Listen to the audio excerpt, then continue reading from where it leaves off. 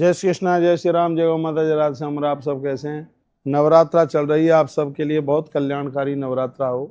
और हम कुछ विशेष बात कर रहे हैं, आप सुन लीजिएगा।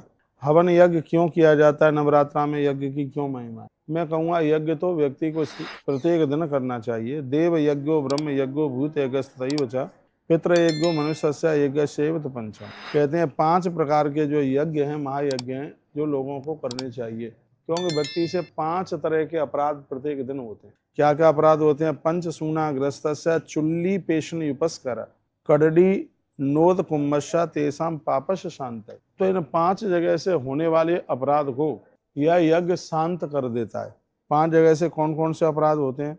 कहते हैं कि चूल्हा जलाने से अपराध होता है, बहुत कीड़े मकोड़े मर जाते हैं। आप चक्की चलाते हैं, आटा पीसते हैं, चलो अब आटा तो नहीं है, लेकिन और प्रकार से भी अपराध हो सकता है। आप झाड़ू लगाते हैं तो बहुत कीड़े मकोड़े मर जाते हैं। ओखली इत्यादि से, जल का घड़ा, कूलर इत्यादि में भरा हुआ पानी उसे आप साफ करते हैं, बहुत जीव की हत्या हो जाती है। इसकी शांति के लिए यह आवश्यक है, व्यक्ति को हवन यज्ञ करना चाहिए। और आप यज्ञ नहीं कर सकते हैं तो एक पात्र में उपला जलाइए और थोड़ी घी की आहुति डालिए, और आपने अपनी रसोई में जो बनाया है उसकी 5 आहुति डालिए, तब ही इस अपराध से हमारा यह प्रायश्चित हो सकता। जरूर ध्यान रखिएगा, जो ग्रंथों में जो बातें कही गई हैं हमें उनका अनुमोदन बिल्कुल करना चाहिए। घृत के द्वारा किया गया हवन परमात्मा हमारे ऋणी हो जाते हैं भाई।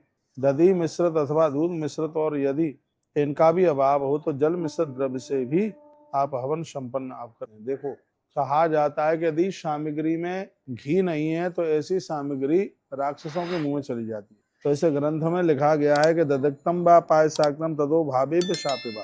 आपके घर में दूध दही है तो यज्ञ में वो आप स्वीकार कीजिए। यदि उसका अभाव है तो थोड़ा सा सामग्री में जल मिला लीजिए, सूखी सामग्री मत डालिए, थोड़ा उसमें पानी मिला करके और फिर उस सामग्री से आप हवन कीजिएगा। तो ये बात बताई गई है। मनुष्य को चाहिए कि सूखा अथवा बासी अन्न से हवन नहीं करना चाहिए, इससे कई शारीरिक बीमारियां हो जाती हैं। जूठे अन्न से हवन करने पर शत्रु बढ़ जाते हैं। कभी कभी ऐसा होता है कि जैसे टोकरे में से आपने खा लिया, मान लिया जाए सेब खा लिया, केला खा लिया किसी टोकरी में से लेके, और उसी टोकरी के फलों का भोग आप बाद में भगवान को लगाते रहते हैं। इसमें लिखा है कि ऐसा करने से व्यक्ति को कुष्ठ रोग भी हो सकता है। शुष्कई परुषतई कुष्टि उक्षदेष्टेन द्विजावसी।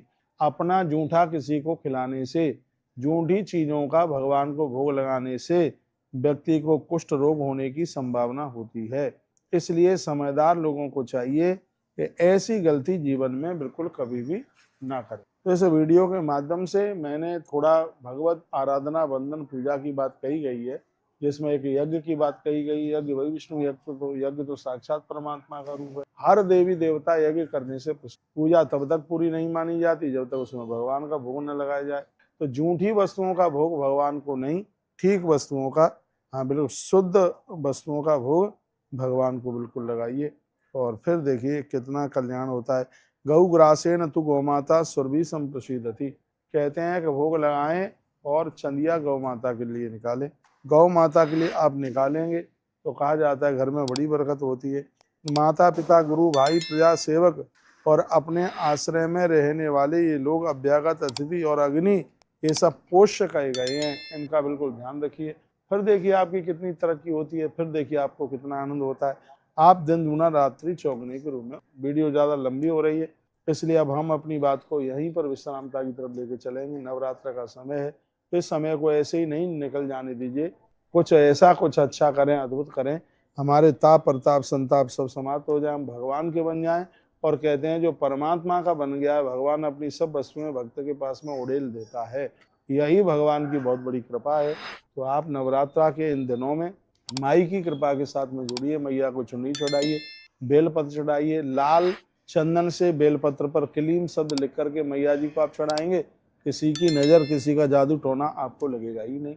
बहुत बहुत आनंद। बच्चों की पढ़ाई के लिए बच्चों से भी दिया जलवा करके मैया जी के भवन में, मैया जी के मंदिर में रखवाइए, बहुत बहुत आनंद हो जाएगा। कहते हैं कि माता जीजाबाई जिस समय देवी देवताओं की पूजा करती थी, अपने बच्चे को लेकर के वो पूजा में बिठा लेती थी, जिसका नाम था छत्रपति शिवाजी। पहले तो ये शिवा था, लेकिन मैया ने इसको छत्रपति शिवा बना दिया। तो माताओं का तो बड़ा असर पड़ता है। इस समय नवरात्रा का व्रत चल रहा है, आप अपने बच्चों को भी पूजा के साथ में जोड़ें। बच्चों के हाथ में, बेटों के हाथ में, बेटी के हाथ में, दाहिने हाथ में ही कलावा बांधा जाता है, क्योंकि जब तक नारी की शादी नहीं हो जाती तब तक कलावा उनका दाहिने हाथ में ही बांधा जाता है। मैंने भी बांध रखा है। तो उनको कलावा बांधते हुए उनके द्वारा दिया जलवाइए उनके माथे पर। उनके माथे पर क्या करना है, हल्दी में थोड़ी कुमकुम डालिए, हल्दी में थोड़ा सा दही डालिए, थोड़ा सा पानी डालिए, उसको मिला करके और अंगूठे से तिलक लगाइए। इससे आयुष बढ़ता है, इससे उम्र बढ़ती है। तो ये आप कर सकते हैं। बहुत बहुत धन्यवाद आप सभी का। चौड़े में बैठ करके हम वीडियो रिकॉर्ड कर रहे हैं और आपके पास में भेज रहे हैं। देख रहे हैं आप, ये वृक्ष है पीपल का। पीपल बड़ा अद्भुत देव है, जितनी भी उसकी महिमा का वर्णन किया जाए भैया उतनी कम है। शनिवार के दिन तो स्वयं लक्ष्मी नारायण इसकी जड़ों में बैठते हैं। जो शनिवार के दिन इनकी जड़ों में जल देंगे उनकी तो घोर गरीबी दूर हो जाएगी भैया। बहुत आनंद देने लायक मौसम चल रहा है। तो ये दिन ऐसे ही ना निकल जाए। माता रानी की पूजा करते हुए अपने जीवन को सार्थक कीजिए। माँ विंध्यवासिनी माँ की कृपा आप सबके ऊपर बरसे। मैं तो प्रभु को यही प्रार्थना करता हूँ, यत् फलम सोम यागेन प्राप्नोति धनवाद्वज। कहते हैं सोम यज्ञ जैसे पुण्यों को आप प्राप्त करते हैं यज्ञ के द्वारा, माता रानी की पूजा करके वही फल प्राप्त हो। हर हर महादेव, घर घर महादेव। जय माता दी। विंध्यवासिनी मेरी माई, और इनके चरणों में जो आ जाओ, फिर देखो तुम्हारी कैसे होती है कमाई। मैया को स्वीकार करो, माँ को वंदन करो, प्रणाम करो। बहुत बहुत धन्यवाद। वीडियो को आगे जरूर भेजिए जिससे और भी लोग लाभान्वित हो सके। इन्हीं शब्दों के साथ वाणी को विराम। आप सबको प्रणाम। जय माई की। बोलो विंध्यवासिनी मैया की जय हो।